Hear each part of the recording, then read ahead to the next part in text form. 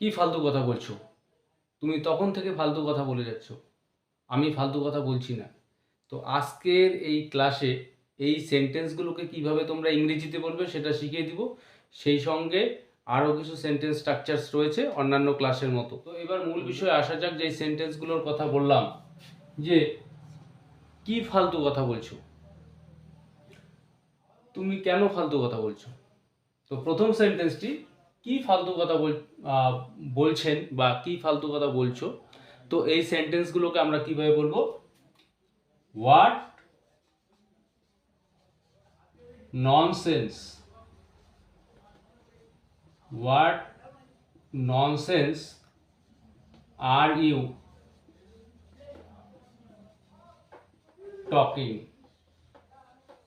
What nonsense are you talking, তুমি কি ফালতু কথা বলছো বা আপনি কি ফালতু কথা বলছেন। তো এই সেন্টেন্সটি প্রেজেন্ট কন্টিনিউয়াস টেন্সের মধ্যে রয়েছে এবং ইন্টারোগেটিভ সেন্টেন্স। তো তুমি কি ফালতু কথা বলছেন, তো এই সেন্টেন্সটাকে আমরা বলবো what are you talking nonsense. পরের সেন্টেন্সটি, তুমি কেন ফালতু কথা বলছো, কারণটা জানতে চাচ্ছি। তো এখানে একটি ডব্লিউএস ওয়ার্ড আমাদের নিয়ে আসতে হবে শুরুতে। তো এই সেন্টেন্সটাকে আমরা কিভাবে বলবো? Y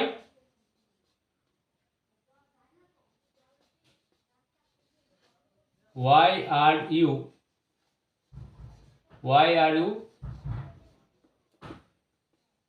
talking nonsense, why are you talking nonsense, তুমি কেন ফালতু কথা বলছো বা আপনি কেন ফালতু কথা বলছেন। তো এই ফালতু কথা বলা, এর জন্য আমাদের নিয়ে আসতে হবে অলওয়েজ এই টক ননসেন্স। তো আমরা বিভিন্ন টেন্সে এই ভার্বটাকে ব্যবহার করতে পারবো। তো যেই টেন্সে আমরা সেন্টেন্সটি গঠন করব সেই সংশ্লিষ্ট টেন্সের নিয়ম অনুসারে ভার্বের ফর্মটিকে চেঞ্জ করে নিতে হবে।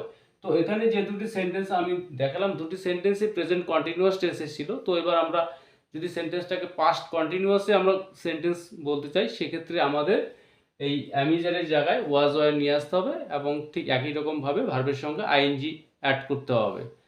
তুমি ফালতু কথা বলছিলে বা বলতেছিলে। তো এভাবে যদি আমরা সেন্টেন্সটা বলতে চাই, সেক্ষেত্রে বলতে হবে ইউ ওয়্যার টকিং ননসেন্স। তাহলে আমরা বিভিন্ন টেন্সে এই সেন্টেন্সগুলি বলতে পারবো। পরের সেন্টেন্সটি, তুমি তখন থেকে ফালতু বকে যাচ্ছ। তো এই কথাগুলিকে আমরা বিভিন্নভাবে বলে থাকি। অনেক সময় বলি ফালতু বকছো বা ফালতু কথা বলছো, দু ক্ষেত্রেই একই সেন্স। তো তুমি তখন থেকে ফালতু বকে যাচ্ছ বা ফালতু কথা বলছো, তো এই সেন্টেন্সটাকে আমরা কিভাবে বলবো? তো এই সেন্টেন্সটি প্রেজেন্ট পারফেক্ট কন্টিনিউয়াস টেন্সের মধ্যে রয়েছে। তো প্রেজেন্ট পারফেক্ট কন্টিনিউয়াস টেন্সের নিয়ম অনুসারে গঠন করতে হবে। তো you have bin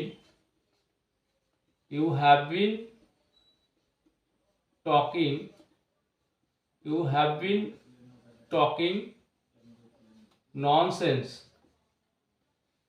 you have been talking nonsense তখন থেকে, since then, you have been talking nonsense since then, তুমি তখন থেকে ফালতু কথা বলে যাচ্ছ বা ফালতু বকে যাচ্ছ।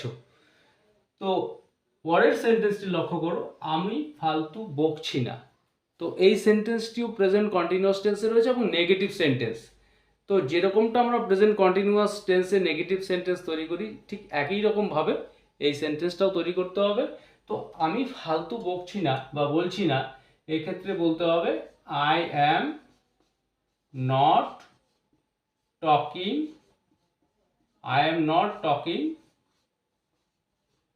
ননসেন্স, আমি ফালতু বকছি না। তাহলে এই ভার্বটিকে ব্যবহার করে বিভিন্ন টেন্সে তোমরা সেন্টেন্সগুলোকে তৈরি করার চেষ্টা করবে। তো পরে আরেকটি সেন্টেন্স স্ট্রাকচার আমি দেখাচ্ছি, মনোযোগ সহকারে দেখবে। যে সে তার আচরণের জন্য লজ্জিত। তো এই সেন্টেন্সটাকে আমরা কিভাবে বলবো? যে আমি আমার সিদ্ধান্তের জন্য লজ্জিত।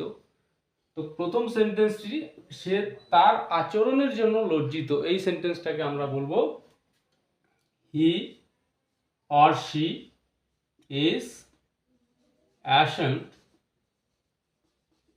ইজ অ্যাসেম্ট অফ, কিসের জন্য? তার আচরণের জন্য। তো বলতে হবে is ashamed of his conduct, is ashamed of his conduct, সে তার আচরণের জন্য লজ্জিত। তো পরের সেন্টেন্সটি, আমি আমার সিদ্ধান্তের জন্য লজ্জিত, অর্থাৎ যে সিদ্ধান্তটা আমি নিয়েছিলাম সেই সিদ্ধান্তের জন্য এখন লজ্জিত, অর্থাৎ সেই সিদ্ধান্তটা সঠিক ছিল না। তো আমি আমার সিদ্ধান্তের জন্য লজ্জিত, এই সেন্টেন্সটাকে বলবো I am ashamed of, I am ashamed of my decision.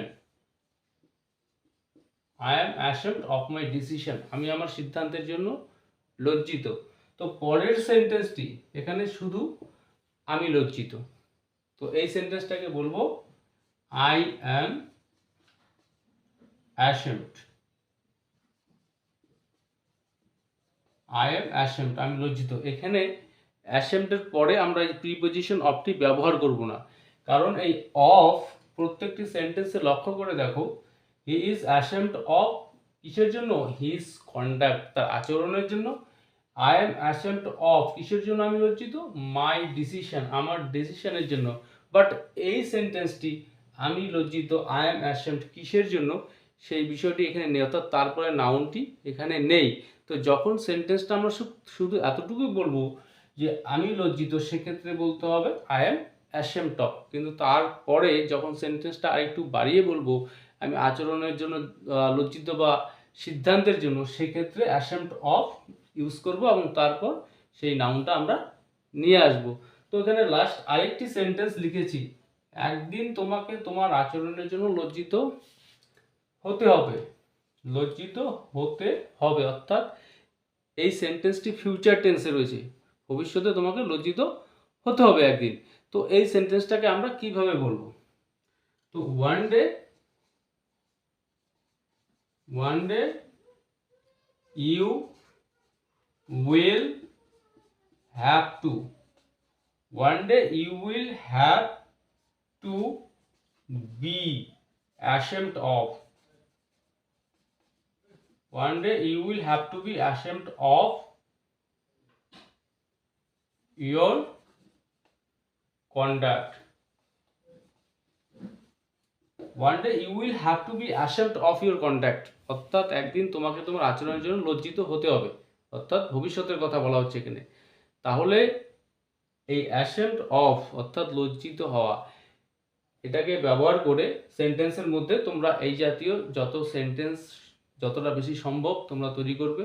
তো আজকের এই ক্লাসটি বুঝতে যদি তোমাদের কোনো সমস্যা থাকে বা কোনো রকম প্রশ্ন থাকে, তোমরা অবশ্যই কমেন্ট করে জানাতে পারো।